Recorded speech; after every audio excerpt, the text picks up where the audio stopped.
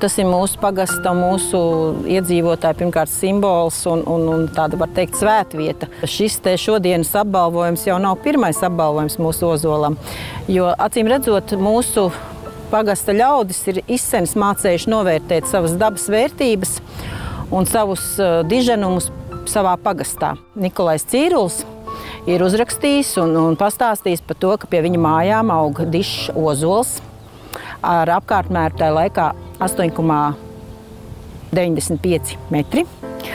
Un tas ir bijis pēc atpūtas, pēc tam apkopotiem datiem, dižākais ozols Latvijā. Tā ir tāda iespēja cilvēkiem, vietējām kopienām izstāstīt to savu dzimtes stāstu, to savu vietas stāstu, savīt to kopā, jā, varbūt ar vēsturi kopā ar tagadni.